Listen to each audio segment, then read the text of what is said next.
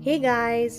तो इंटॉक्सिकेटेड के पिछले चैप्टर में हमने देखा था लियान जुए डॉक्टर लियो के क्लिनिक में 2 साल बाद वापस आता है और अपनी जिंदगी के स्ट्रगल्स के बारे में बात करता है। डॉक्टर लियो को याद था जब लियान जुए उनके पास पहली बार आया था, तब वो एक टीनेजर था और वो साइकोलॉजिकल इंटरवेंशन की जरूरत बताकर आया था। लियान जुए के विजिट्स धीरे धीरे कम हो गए थे जब तक डॉक्टर लियू का भी एड्रेस बदला। उसके बाद वो कभी वापस ही नहीं आया। आज लियान जुबे अपनी शादी और इमोशनल कंफ्यूजन के बारे में बात करता है। उसने रिसेंटली एक बच्चा अडॉप्ट किया और अपने पर्सनल लाइफ में चेंजेस की वजह से कंफ्यूज्ड है। डॉक्टर लियू से पूछता है कि दूसरे लोग अपनी फैमिली के साथ कैसे रहते हैं, जिससे डॉक्टर लियू समझ जाती है कि लियान जुए को अफेक्शन डेफिशिएंट डिसऑर्डर है। डॉक्टर लियू अपने असिस्टेंट को बताती है कि उसने लियान जुए को अपने इमोशनल और स्पिरिचुअल कनेक्शंस बनाने में मदद की थी और उन्होंने उसे अपनी फैमिली के लिए सरप्राइज प्रिपेयर करने की एडवाइस दी थी। लियान जुए के लिए ये स्टेप्स उसके नॉर्मल लाइफ की तरफ एक कदम हो सकते हैं, लेकिन डॉक्टर लियू के लिए ये थोड़ा अलग और चैलेंजिंग प्रोसेस लगता है। अब आगे। सुबह जब कैंगटोंग समर कैंप के लिए गया, तब लियान जुए ने खुद उसे बस के मीटिंग पॉइंट तक छोड़ा। कैंगटोंग बस में चढ़ा और विंडो से कई बार लियान जुए को वेव करके बाय बाय किया और फिर लियान जुए ने भी उसे वेव किया। होटल पहुंचकर कैंगटोंग अपने रूम जाकर सामान अनपैक कर रहा था। उसका बॉक्स काफी भारी था, इसीलिए टीचर ने उसका सामान रूम तक पहुंचाने में मदद की। वो लड़का जो उसके साथ रूम में रह रहा था, उसने कैंगटोंग को जल्दी जल्दी सामान रखने को बोला। कैंगटोंग अपने आंट के फोल्ड किए हुए कपड़े स्मॉल कैबिनेट में रख रहा था जो बेड के साइड में था, तो अपने फ्रेंड से बोला, तुम जाओ पहले।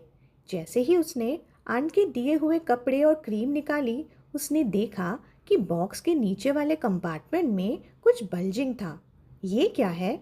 उसने कंपार्टमेंट का जिप खोला और एक ब्लू सेलर सूट में एक स्टफ्ड बियर अंदर पड़ा हुआ देखा। वाह! उसने बियर को बाहर निकाला और उसके नेक पर लगा कार्ड देखा। कार्ड पर एक क्यूट कार्टून लाइन थी, लेट्स गो नेविगेटर। कैंगटोंग की आंखें एकदम चमक गई। उसको ये कार्टून बहुत पसंद था, जिसमें एक हीरो एक नेविगेटर होता था और उसने बचपन से ही समुंदर का ख्वाब देखा था, चाहे उसने कभी अपनी आंखों से ना देखा हो। लियान जुए ने पिछली बार अपने बिजनेस ट्रिप पे उससे पूछा था कि उसे क्या चाहिए और उसने बिना सोचे बोट का मॉडल मंगवा लिया था। लेकिन जब लियान जुए ने उसके लिए लेगो लाइट हाउस मॉडल लाया था, तो उसे कुछ अच्छा नहीं लगा था। वो जल्दी से अपना फ़ोन उठाता है और आंटी को फ़ोन लगाता है। Hello aunty. आंटी, जो स्मार्टफोन का इस्तेमाल उतना अच्छा नहीं करती थी, थोड़ा धीरे धीरे कॉल एक्सेप्ट करती हैं। फिर पूछती हैं, क्या तुम पहुंच गए हो कैंप? कैंगटोंग ने हाँ कहा और फिर बोला, मुझे लिटिल कैप्टन बहुत पसंद आया। Thank you aunty. आंटी थोड़ी कंफ्यूज्ड होकर फ़ोन के दूसरे एंड से पूछती हैं, कौन सा लिटिल कैप्टन? कैंगटोंग कंफ्यूज्ड हो गया।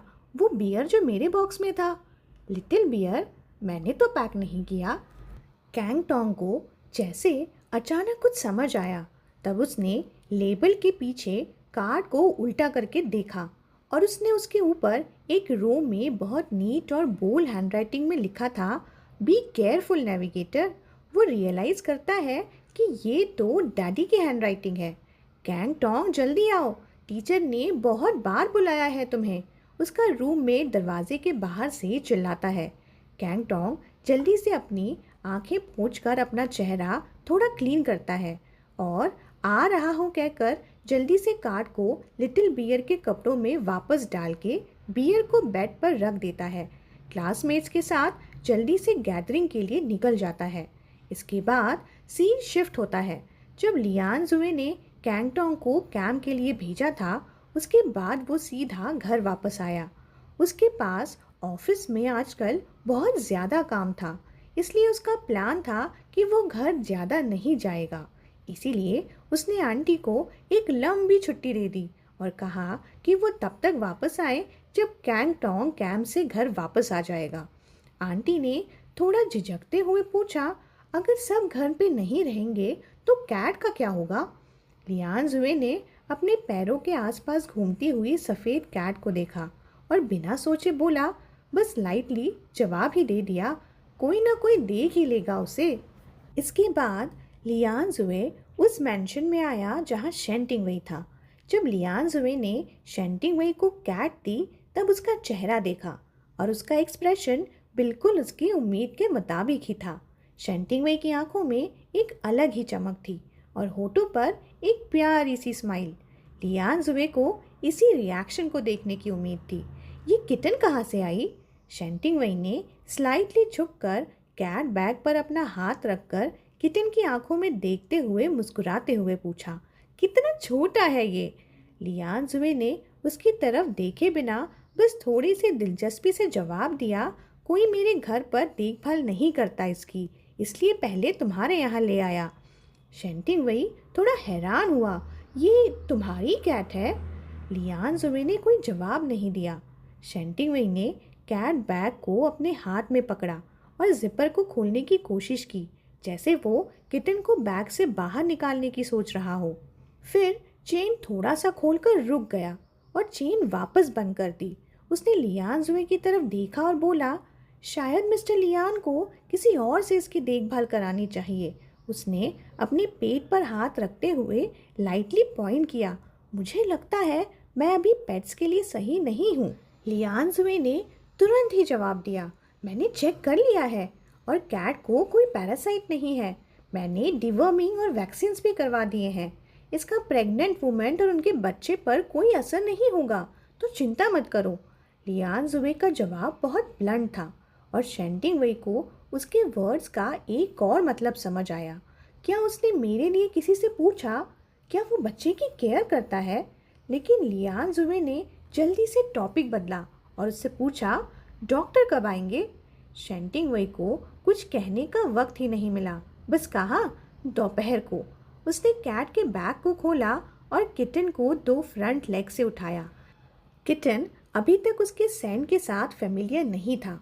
अपना टेल पेट पर लपेटकर अपना नेक थोड़ा सा स्ट्रेच किया और धीरे से शेंटिंग वई को स्निफ किया। शेंटिंग वई को तो कैट बहुत ही पसंद आई। उसे कैट बहुत ही क्यूट लगी। वैसे हमें तो कैट और उसके साथ शेंटिंग वई दोनों ही क्यूट लगे। अचानक उसे लियान जुए का ख्याल आया, जो उसे बड़ी अजीब नज़रों से देख रहा था। थोड़ा झिझकते हुए पूछता है, डॉक्टर ने कहा था आज के एग्जामिनेशन में फीटस का फेशियल फीचर और जेंडर दिखाई देना चाहिए, क्या वो रुकना चाहेगा? शेंटिंग वई की बात सुनकर लियान जुए फैसला करता है कि वो यहीं रुककर इंतज़ार करेगा। शेंटिंग वई किटन को लेकर लिविंग रूम के स्मॉल सोफा पर बैठ गया। उसने लियान जुए से पूछा, इसका नाम क्या है? लियान जुए ने बड़े सीरियस टोन में जवाब दिया, मिमी। ये वही नाम था जो कैंगटोंग हमेशा उसे बुलाता था। शेंटिंग वई ने सोचा कि शायद उसने गलत सुना। सर उठाया और लियान जुए को देखा। लियान जुए सोफे पर उसके पास ही बैठा था और थोड़ी देर तक देखा, फिर सवाल किया, क्या हुआ? शेंटिंग वई थोड़ा रुका और फिर मुस्कुराते हुए बोला, नहीं नहीं, कुछ नहीं। लियान जुए के मुंह से मिमी जैसा नाम सुनकर शेंटिंग वई को थोड़ा अजीब सा लगा, जैसे कुछ अनयूजुअल हो गया हो। वो अपनी हसरत को दबाते हुए झट से सर हिलाते हुए बोला, बहुत क्यूट है।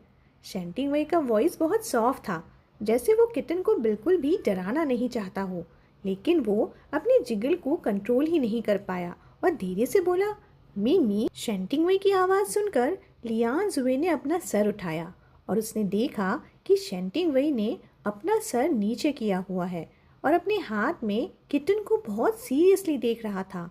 उसके चेहरे पे किटन के लिए गहरा प्यार और टेंडरनेस थी।